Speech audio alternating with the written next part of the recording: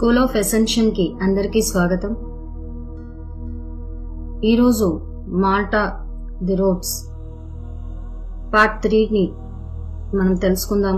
ఏముందో last class లో మనం ఇసడోరా దగ్గరికి జేన్, ఎలెనోర్ వచ్చి వాళ్ళ ఇంట్లో కొన్ని రోజులు ఉంటారు. అలా వాళ్ళ ఇంటి నుంచి ఇంక వెళ్ళిపోతారనగా ఇసడోరా జేన్ కు ఒక మిస్టిక్ కపుల్ గురించి చెప్తుంది.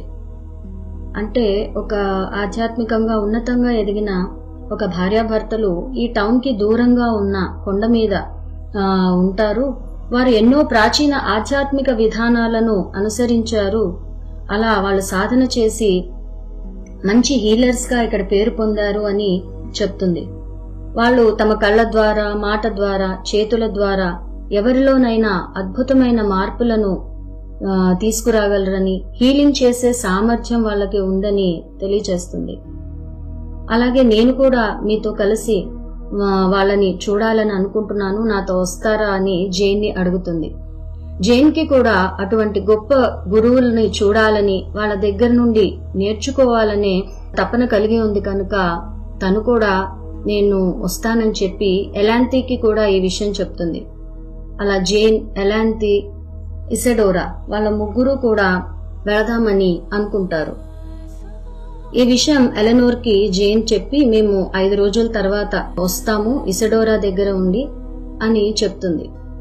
అలా వాళ్ళు వాళ్ళ ప్రయాణానికి అన్ని సన్నాహాలు చేసుకుని 5 రోజులకి సరిపడా ఆహారాన్ని, ఆ భార్యాభర్తలకి గిఫ్ట్స్ ని ఎన్నిటినో కూడా తీసుకుని వెళ్తారు.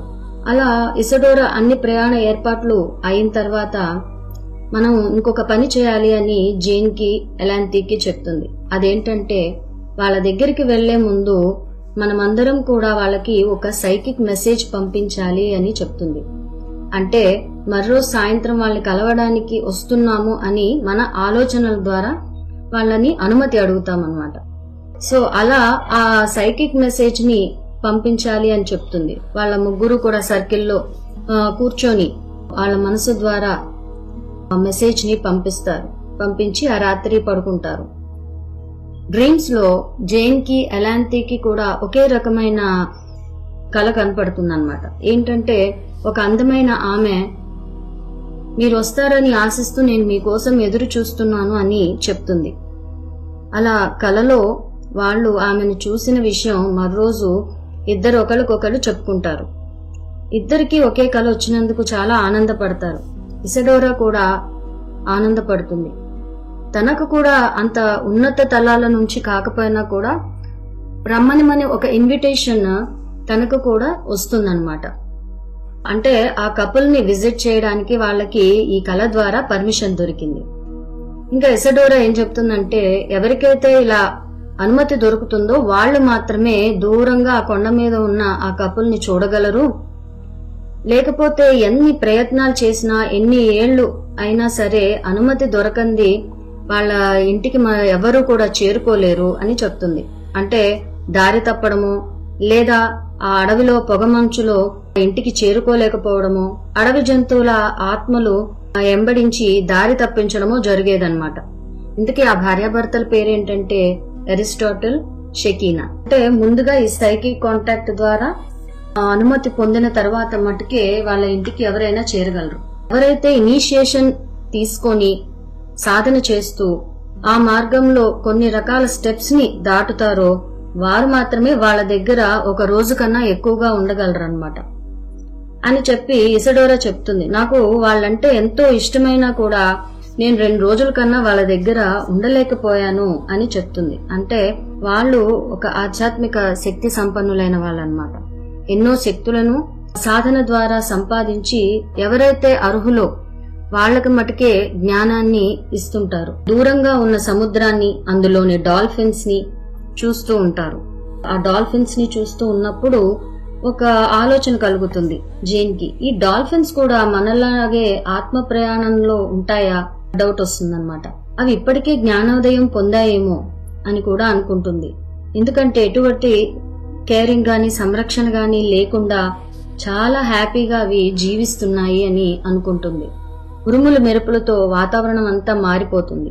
అప్పుడు పొడుగ్గా తెల్లటి జుట్టుతో పదునైన లోతైన కళ్ళు కలిగిన ఒక ఆయన వాళ్ళ ముందుకు వచ్చి, నన్ను అనుసరించి నడవండి నాతో పాటు అని చెప్తాడు. అతనే అరిస్టాటిల్ అని గ్రహించి వాళ్ళు అతనితో ప్రయాణిస్తుంటారు. కొంత దూరం ప్రయాణించిన తరువాత వాళ్ళు కలపతో రాతితో కట్టిన ఇంటిలోకి వెళ్తారు.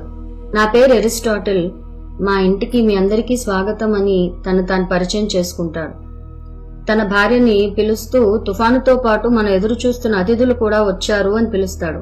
కానీ ఆమె ఏమీ పలకదు. సో అప్పుడు అరిస్టాటిల్ ఈ ముగ్గురు మహిళలు కూడా కిటికీ దగ్గరికి వచ్చి వర్షాన్ని, ఉరుముల్ని, మెరుపుల్ని చూస్తూ ఉంటారు. పొడవాటి స్త్రీ మెరుపు వంటి కాంతి కలిగి తన చేతులను పైకెత్తి కుడి చేతిలో పొడవాటి చెక్క కర్రను పట్టుకుని నిలబడి ఉండడం చూస్తారు. ఆమె ఎడమ చేతిలో ఒక బంగారంతో చేసిన ఒక దండం లాంటిది ఉంటుందన్నమాట. దానిపైన ఒక పెద్ద క్రిస్టల్ కూడా ఉంటుంది. అప్పుడు అది చూసి అరిస్టాటిల్ వాళ్ళకి చెప్తాడు, నా భార్య తుఫానుతో కలిసి ఉండే అవకాశాన్ని ఎప్పుడూ వదులుకోదు అని గర్వంగా చెప్తాడు. మీరందరూ కూడా మాట్లాడకుండా అలాగే నుంచొని ఆమెను చూస్తుండండి అని చెప్తాడు.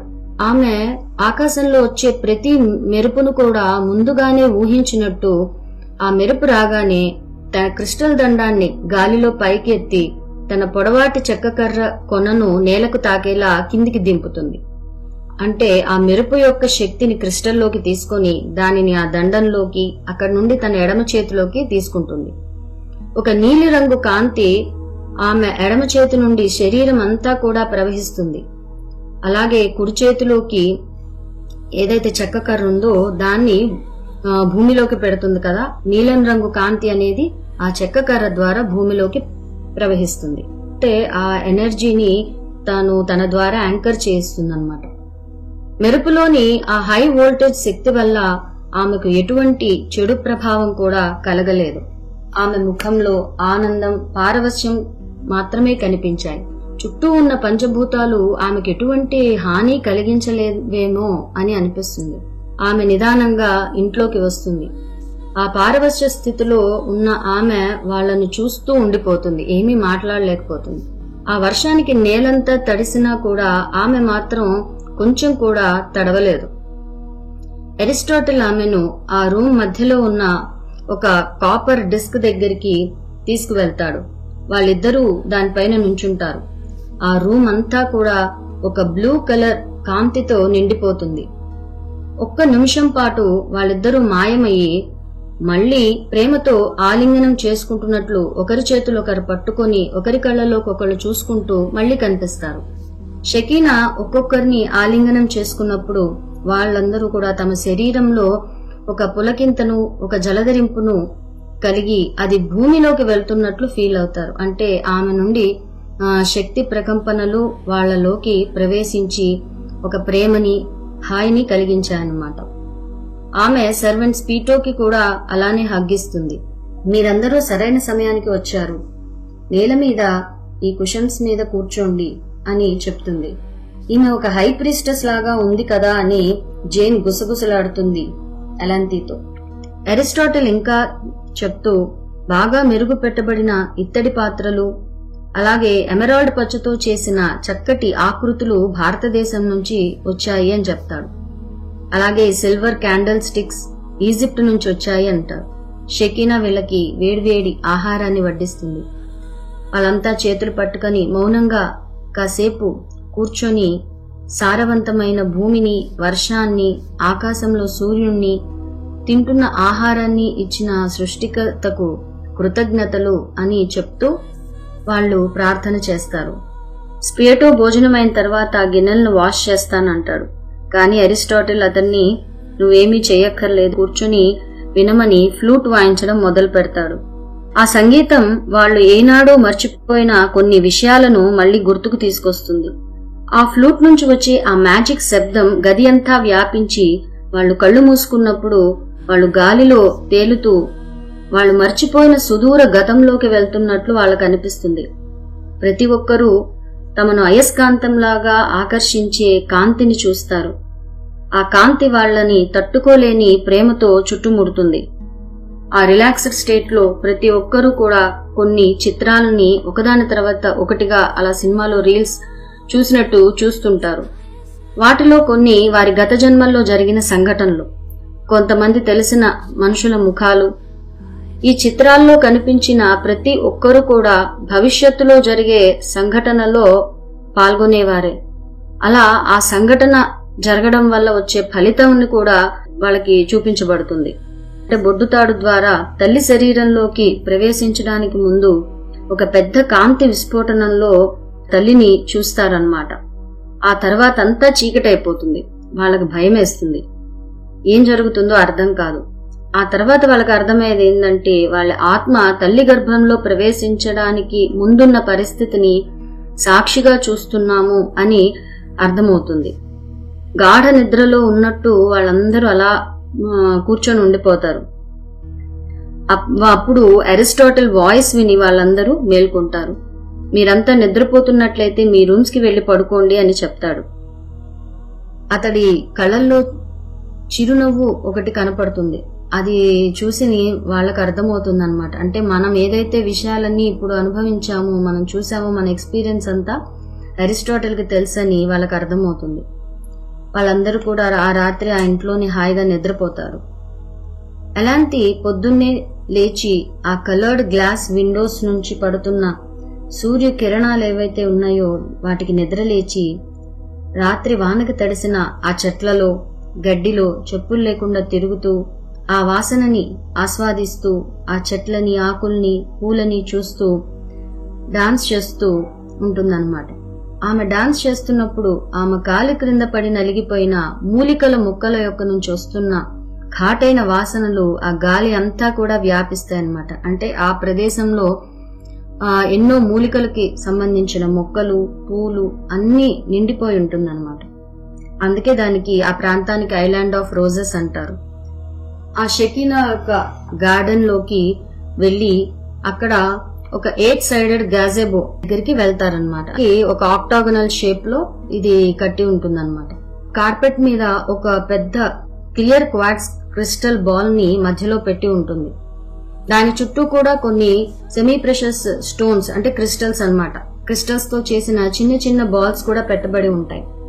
వాటిలో పాలిష్ చేసిన రోజ్ క్వార్ట్జ్, అలాగే ఈజిప్ట్ లోని సదరన్ ఈజిప్ట్ నుంచి వచ్చిన బ్లాక్ స్టోన్ అయిన ఆబ్సిడియన్, అలాగే హోలీ ల్యాండ్ కి దక్షిణంగా ఉన్న ప్రాంతం ఎలియట్ నుంచి తెచ్చిన డార్క్ గ్రీన్ బాల్, ఈజిప్ట్ నుంచి తెచ్చిన బ్లూ కలర్, గోల్డ్ కలర్ లో ఉండే లాపిస్ లాజులి, అలాగే ఇండియా నుంచి వచ్చిన వైట్ అలబాస్టర్, సదరన్ ఇండియా నుంచి తెచ్చిన మూన్ స్టోన్, ఇటలీ నుంచి వచ్చిన రెడ్ కలర్ మార్బల్, అన్నిటికంటే అద్భుతంగా అందంగా ఉన్న క్లియర్ గ్రీన్ కలర్ స్టోన్ ఉంటాయి.